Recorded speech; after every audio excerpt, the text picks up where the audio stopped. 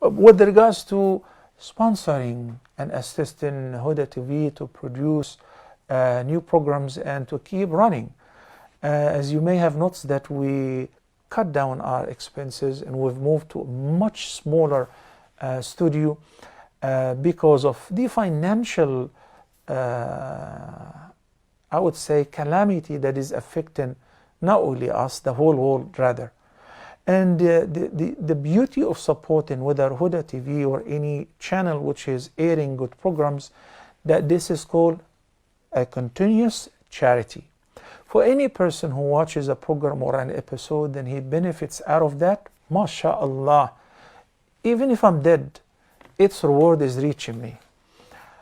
One day, I got a visitor from a European country. I don't want to say the name. It was a sister, young sister, who flew to our country, and she came to the studio and we got her a permit, and she worked, and she says that she was not Muslim. She's Christian.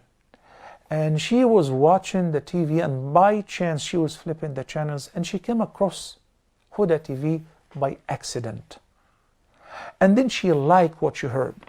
So she decided to tune in every day to hear. Then she took Shahada while watching Huda TV. And then she have learned to pray, to fast, and to wear hijab. And she came to us wearing hijab after 2 years of watching and taking Shahada by the grace of Allah. And none of us knows anything about that. I have that recorded on video, her own statement, but I don't want to show it. But it's so beautiful. There are a lot of people out there, whether non-Muslims getting to know about Islam, or Muslims who are not practicing and starting practicing by the grace of Allah when they watch these useful programs. So investing in that is a sponsorship. You are all partners in this channel. We do not have a factory or a profitable business where we sell our programs or we produce something to support the channel.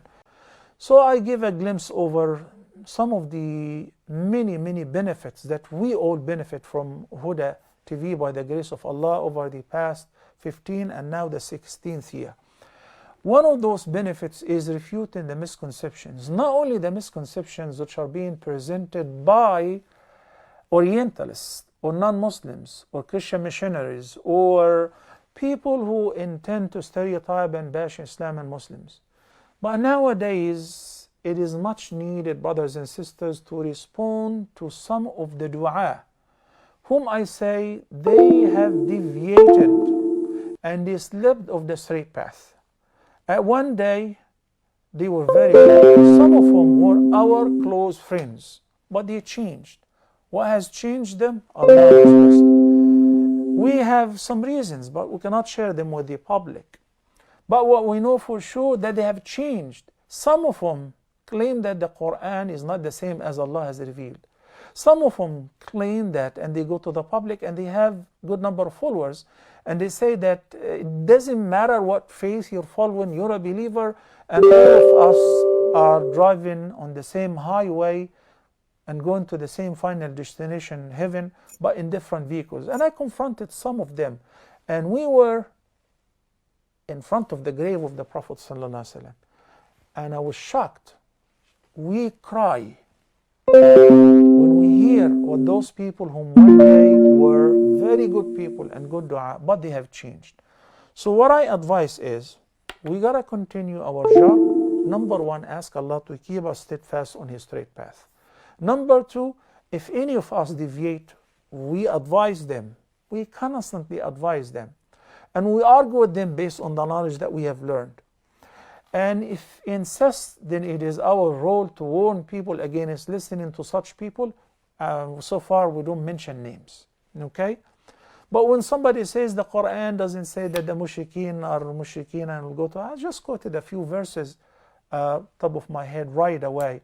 And I can give you tens of other verses. So when somebody does so, then put an X on him. Don't even listen to him in anything else.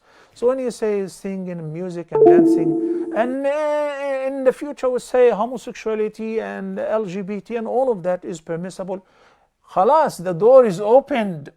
It's hard to close. You understand? So when I'm sick, I asked about a good doctor. Do you know a good pulmonologist? Do you know a good internist? And whenever I'm learning the deen, I must take the deen from the reliable sources. And Abdullah ibn Mas'ud, may Allah be pleased with him, said, Al-Hayy la tu'manu alayhi fitna. As long as we're still alive, we may change. If we change to the better, most welcome. And if we change our deen, be careful. No more taking from this person.